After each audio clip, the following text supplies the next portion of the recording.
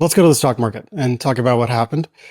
So after DeepSeek was released and people understood what happened in DeepSeek, over $1 trillion was lost in the stock market, and that permeated from over 600 billion lost from Nvidia, but also hundreds of billions lost in other companies. Why? The idea is that if DeepSeek is 93% more efficient, over an order of magnitude cheaper, then the idea would be that we need fewer data centers, we need fewer GPUs, and NVIDIA's growth rate isn't going to be what it might have been modeled to be. That's why NVIDIA lost something like 17% of its equity value in one day, which is the largest drop in equity value by a company in history. How legitimate is this? Let's talk about this. I'll give you my opinion, which is that I don't see any functional demand decrease for NVIDIA. Many of their contracts, they sell these GPUs on multi-year contracts. So for the next 3 years, basically every GPU that NVIDIA can produce is already spoken for contractually. And if it wasn't, it would be easy for them to go to any of their existing customers and say, hey, I've got one extra GPU. Would you like it? In my opinion, in 3 years, we're not going to have any GPUs sitting on the floor unused. It's just not a scenario that is likely. So in that world, even if our training costs go down significantly, DeepSeek was trained supposedly on about 6 million, but it required a whole lot of other distillation data and data gathering, perhaps from O1, perhaps from other models they've developed. So perhaps the cost is hundreds of millions, but that still may be significantly cheaper than the billions used in training by OpenAI. Okay, but let's just say, hypothetically, if it's an order of magnitude cheaper to train, and it's also an order of magnitude cheaper for inference after you've got the model, do we functionally end up needing fewer GPUs? My opinion is we still are going to be using every single GPU NVIDIA can produce. There will still be a shortage of GPUs, meaning there will still be more demand than there is supply of GPUs at their market price. That is my working assumption. And so I'll tell you what I did, which is I bought more NVIDIA last week when it dropped significantly in price. And there's another company I bought, which is called Vertiv, VRT. They make cooling and power systems and cable for data centers. Those two companies I bought a significant amount of last week. I sold out of two positions. I sold out of Apple and I sold out of Microsoft. I want to ask on the Apple thing, but keep going. I have a Yeah. comment there. Okay. I sold Apple because they're not a product company. They haven't released any meaningful new product that has caught the attention of the market. And they've optimized almost to a T such that I don't think there's really much left to optimize. They're riding a wave that started a long time ago. And it will take a new leader and a new mindset at Apple for them to fundamentally change. So that process will take years. So that's my assumption of Apple. Microsoft has a great CEO in Satya Nadella, but they have grown via acquisitions. They're a great acquisitions company. They're not a great organic product company. We don't see Microsoft Word dramatically improving and changing our lives. We don't see Excel changing and improving our lives. Those products are what they were. Anyone 10 years ago who jumped forward in future 10 years and opened Excel would see something basically the same, right? We don't have any expectations of the core products of Microsoft improving. They are what they are. And they print money on those products by bundling. They've got all these kind of financial tactics. They're a finance company, an acquisition company, but Microsoft is not a product company. The one thing I truly trust and believe in is product velocity and founder-led companies. NVIDIA is all about product velocity and is founder-led. Completely believe in NVIDIA. That's why I bought a bigger position. I think the you commenting on Apple is really interesting because I guess in looking at the market reaction, so I kind of agree. I do think the way the market reacted was a little bit overblown. I do think it's fair to look at it and have a superficial reaction of yes, we'll need less GPUs, but I think that the sort of use cases we're going to cover as a result of base level reasoning becoming cheaper, it's just going to mean that we're going to need more GPUs for more hard cases that this sort of thing unlocks by being open source effectively. I think that Apple's really interesting because regardless of what you think about their current strategy, I think they've already tried an Apple Intelligence thing, didn't really go anywhere, never really stuck with users. Yeah. But I think it's also it's very, very positive for them just because they can focus less on being like a research intelligence company. And this being open source and being competitive, and if this trend continues, it should be trivial for their developers to put like really, really quality AI LLM systems into their devices, which already live on the edge and already have distribution solved, right? If I'm looking at like what category of tech is most exciting to me, but as a result of this thing, it's edge computing related stuff. And right now, the owner of Edge is Apple. Like they are the ones who live there. Yeah.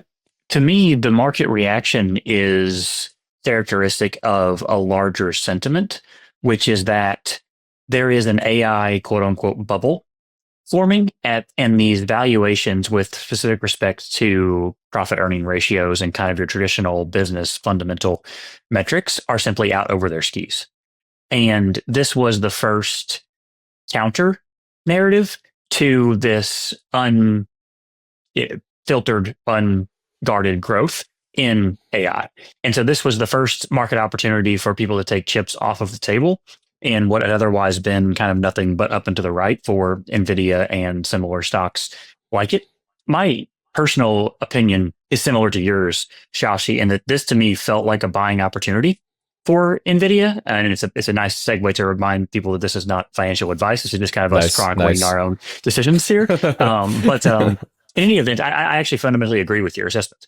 I think Nvidia is still they're riding massive tailwinds. They're still heading into a reality in which there is an over demand of the GPU supply they can actually execute against, and they have no issue selling these to kind of the highest bidder in at least in the short to medium term.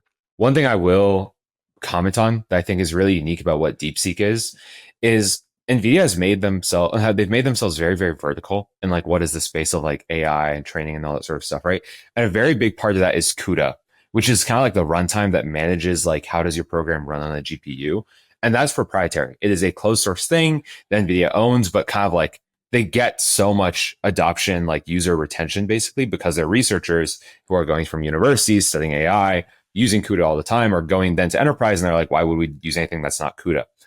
DeepSeek actually was built not using CUDA. They went down to the more metal, like parallel execution code that is open source on NVIDIA and trained it that way.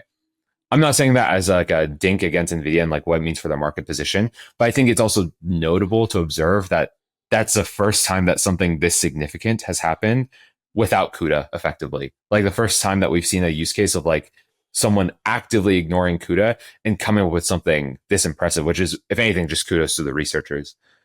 Mm-hmm. This is a strategic priority for the Chinese Communist Party, the CCP, to have strength in this space. And so I wouldn't be surprised at all if there is a company in China, perhaps Huawei, perhaps someone else, who's building a really substantial competitor to NVIDIA. And that kind of insight may have also been a part of the calculation for the DeepSeek team to bypass CUDA and build their own kind of direct path to the underlying, what is it, TSX or something, underlying machine language code below CUDA. That kind of news wouldn't shock me, and that kind of news would probably cause NVIDIA stock to drop substantially. There is a timeline in which, going forward, we have a set of winners in the East and a set of winners in the West, and that may be a different set. There may, because of the national security emphasis of semiconductors and AI, there may be a set of companies that are the big winners in the Eastern Hemisphere. Perhaps that's a company like DeepSeek. Perhaps it's a semiconductor company that is China first. And there may be another set, perhaps NVIDIA, perhaps Tesla, perhaps Llama, that are the set of winners in the Western Hemisphere. Yeah, I think that's a very reasonable assumption. I think the thing that's interesting, I think mostly for me to think about is like what happens in the open source ecosystem, because again, our Western like framework for AI is mostly closed source, Llama being the exception. But it's not like the average consumer is using Llama, right? It's at best you're a developer who is in this space and you're using Llama to save yourself on costs. I think that's probably the biggest threat to what the enterprise provider is now that we've seen like the open source base is potentially more capable and will allow you to make that transition sooner. right? I think it's interesting and dynamic, I think, to imagine what that like Western Eastern dynamic is like if China continues to release their stuff open source, because it's just so fundamentally undermining about like what is the play pattern with an AI tool, right? If you're a government, if you're an enterprise, odds are you'll probably go to one of the big providers first. You'll go to OpenAI, you'll go to Anthropic.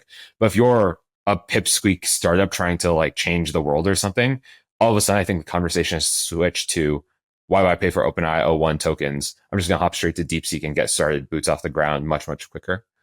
Yeah, I want to pull on the Apple thread too, because I think there's a bull case to be made.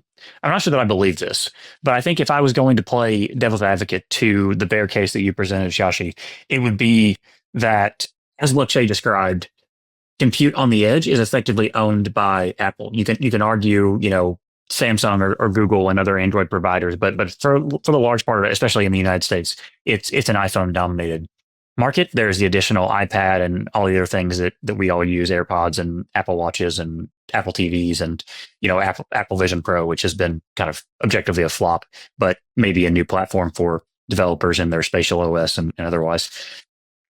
If we see significant progress in open source, that to me leans more Apple and Meta as opposed to Google or Microsoft, who have been kind of large spenders, even Amazon for that matter, it has been a large investor in Anthropic.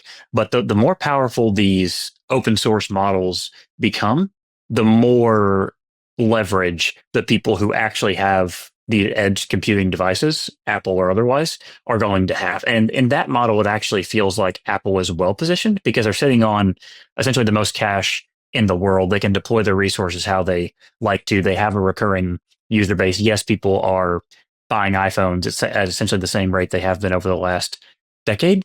But again, there's proliferation and there's increase in other devices. And we're seeing kind of plays in healthcare as the Apple Watch and other kind of accessory devices gain FDA approval for various heart arrhythmias and things like that. So again, I'm not necessarily advocating that this is my position. More or less, I'm just saying Apple still feels like they're coming from a position of strength, even if and I think properly have articulated that the iPhone in itself is the most important driver for Apple, and it is stagnant at best, declining is probably more accurate. But what's the, like, explain it to me. Why do I care if my edge compute, like if my phone can run a model or not? Like, unless you're saying you're going to be in a situation where you don't have the internet, because I'm fine with the browser being my primary interface point to any and every large language model. What's the use case where I care that it's running locally? Speed is the consumer answer. I think if you assume a instance where the idea of like an agentic operator, things that are running in the background, able to act on your behalf and think in the longer term, I think that happens because of like your iPhone has a built-in scheduler, is able to look at your emails coming in, can process and summarize on device, right? I think the bullish case on Apple to me is one where we assume that the bloody water exists mostly in the infrastructure hosting space, like all of Anthropic, OpenAI, open source. They're all competing for land share of how people are using their models. But I think the place that's most valuable to be at the end of the day, if that's all kind of saturated, is where are people's attentions? Like where is the data channel and who gets to keep that data? And I think it's very, very obvious to me, at least, that like Apple can do as much as they want, especially since they kind of get to control their own privacy and compliance limitations. I just don't get why I would use anything on device. Like that doesn't make sense to me. At least if I want something. So if I want code, for example, I'd rather go to my desktop, interact with cursor. I'm not going to do that for my phone. I don't think. I guess I can't see a scenario where I care that could run locally. And then if I want something that's about messaging or something like that, like I'm just going to go to the direct app. I don't imagine using something that is built into Apple, even if it exists. It's sort of like Siri. Like Siri is a great example. They spend a ton of marketing dollars. They spend a ton of product dollars improving Siri. What's the net result? Nothing, basically. Like, nobody likes Siri still. Nobody liked Siri before. Nobody likes Siri now. My kids, like, most of their interactions are like yelling at Siri for how bad it is. They still don't like Siri. So what was the point of all of this? Like, I don't get how Apple's edge market share translates into any kind of LLM based market share? I think the way I look at that though is that the thing you're describing is mostly like a trained behavior, right? Like we've seen Siri sucks and we haven't learned to like think opposite, right? Or Apple hasn't given any reason for us to train ourselves in the opposite way, right? It's still a bad product. But if you look at like a hypothetical like sci-fi envisioning of the future, like your information lives in like a non-visual form, right? It's presented to you in ways that are quicker, right? Whether if you want to go as far as like neural, right?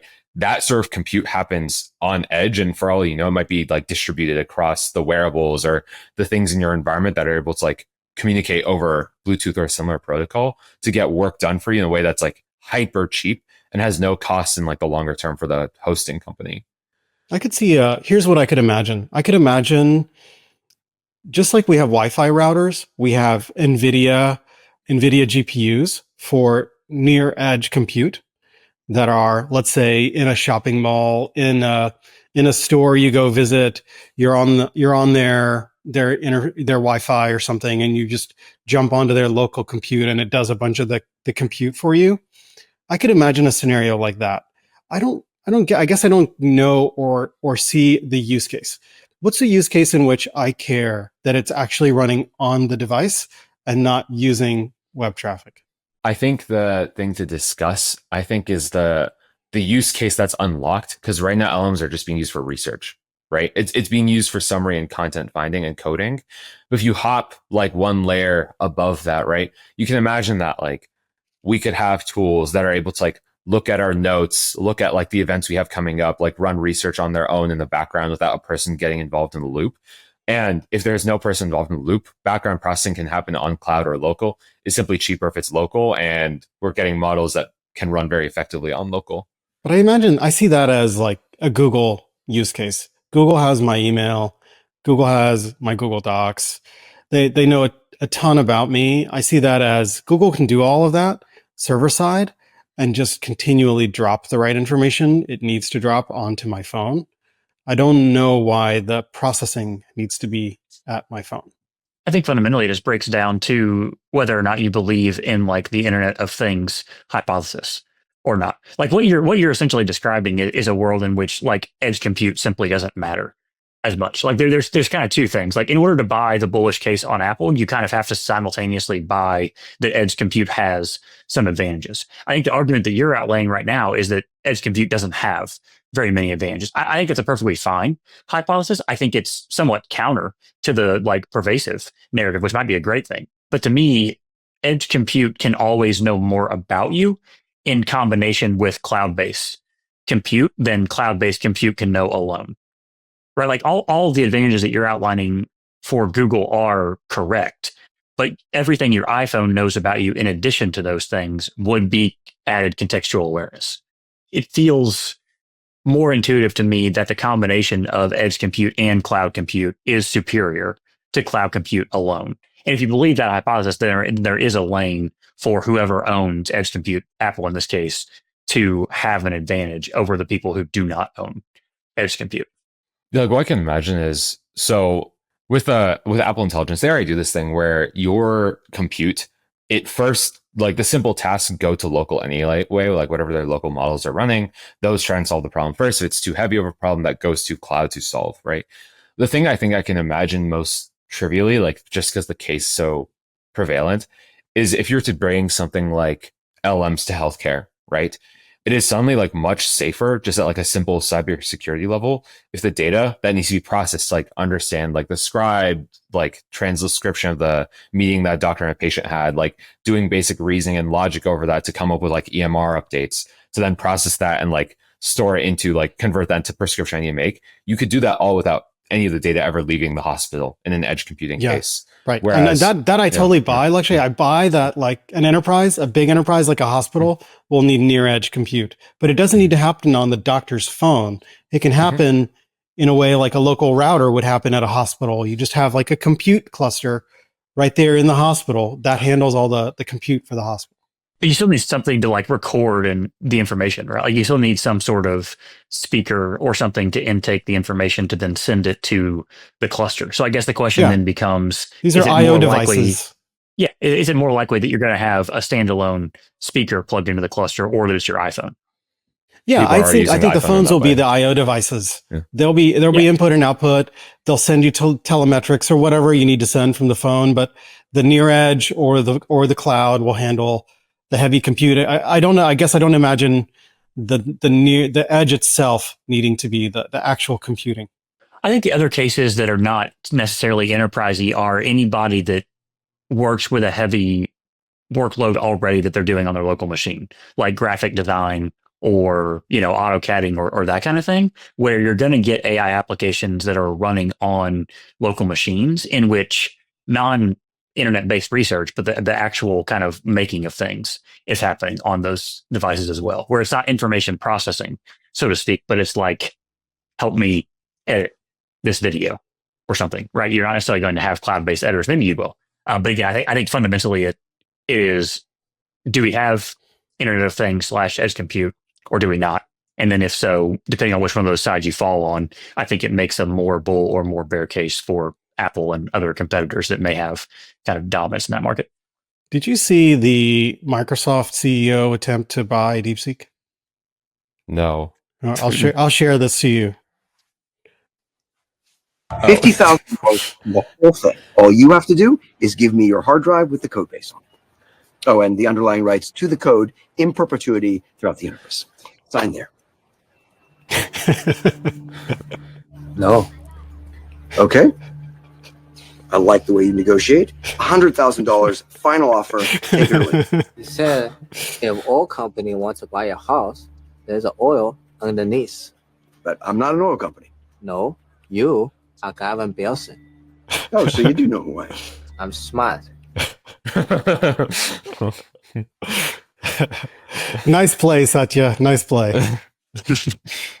Awesome. Well, that's a great place to end this week's episode. To everyone, thank you for joining us for the Scholar AI Founders Pod. Quick reminder to catch us on all the typical podcast locations and find us on our YouTube channel. Thanks for joining, and see you all next week. Chew with me.